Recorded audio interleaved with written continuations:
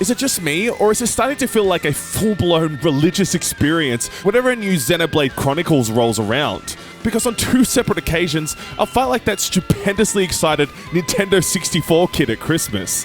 You know the one I'm talking about.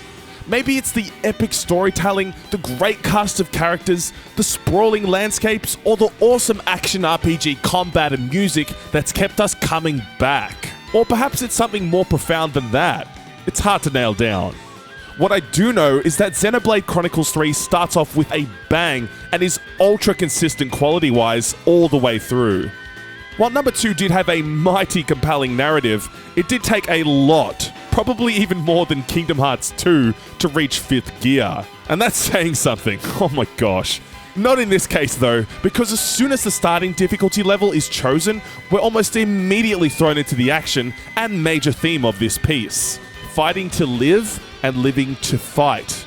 The main tagline being an apt description of the game's events and the core issues each character has to deal with, which pays off big time throughout the adventure. Now, I'm not going to spoil anything, of course, although it's instantly apparent how somber the tone of this game is. Not just in the darker story and textures, they do look very dated, but in the voice acting and music. The Xenoblade soundtracks slap every time, and this OST is no exception. Albeit, there is a bit more variety in terms of genres and timbre this time around, and the flute-based melodies definitely make it stand out. The English dub is of a markedly better quality than Part 2 as well. Oh man, my ears are still bleeding from Rex's battle screams. It's been a long road to recovery. But in all seriousness, Noah and his main group of friends are quite memorable and play off of each other very naturally. Especially since this game could be over 100 hours long if you want to complete everything, it's great to witness a cast of characters that are extensively fleshed out and grounded, bantering back and forth without seeming forced. If that heal had come a few seconds later, you'd be sleeping in the dirt. That was part of the plan. You couldn't tell. I just felt like giving you the credit, but don't worry, you can thank me later. Huh? You're a right muppet, Lance. I also love how the cutscene cameras often pause on certain shots, letting the audience soak in exactly what each character is going through. Remember this scene from the previous game?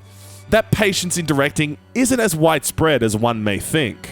But what about the gameplay, you ask? Well, this is arguably the best iteration of the series we've seen yet. In terms of combat, you'll find yourself right at home.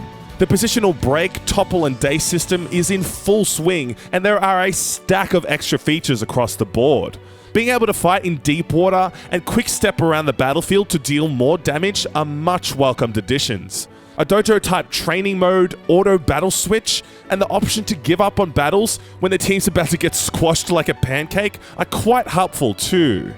I also really like that party members shout out break or topple whenever they're being used. A visual indicator is on display like in the other games, although it's so much handier to hear these statuses being verbalized as it cuts through the clutter of numbers and icons constantly being bombarded in your face.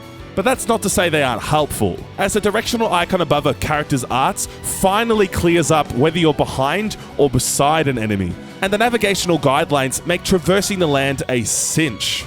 Since this game has 6 active party members on screen though, things can get a little tricky to manage at times. That being said, I find the combat even more engaging than the previous 2 games, since players could swap between party members on the fly, as well as join together in a limit break form known as Ouroboros. Chain attacks are back in full force too, with a distinctly tactical approach this time around, which will take about 5 years to explain. But trust me on this, it's amazing.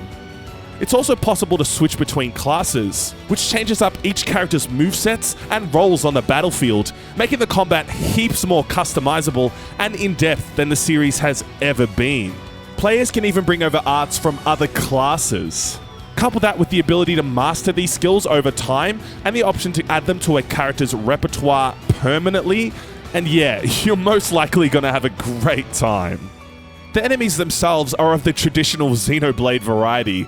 Lots of reptilian-looking things, avians, and level 80 gorillas that'll one-shot anyone dumb enough to approach, or those who just happen to wander nearby, like me.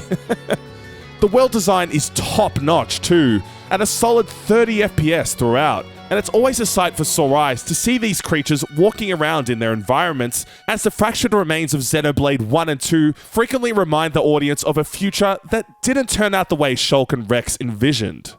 On the other end of the spectrum, the side quests are pretty in-depth and do offer up some surprisingly intriguing story content from time to time, with trading, politics, and espionage being the overarching themes found in these smaller narratives, adding more layers to the living, breathing world of Aionios. Of course, there are the standard fetch me some food because reasons type of side quests, but they don't detract too much since they're so ingrained into the journey itself.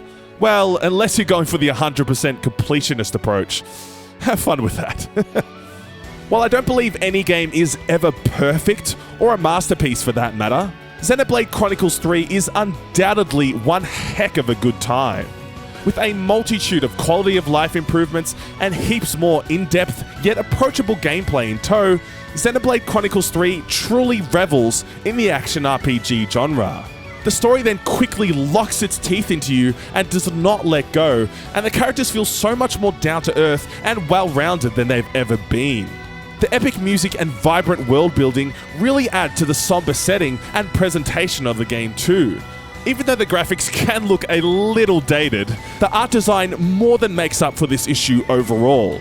If you've never checked out this series before, now more than ever would be the best time to do so.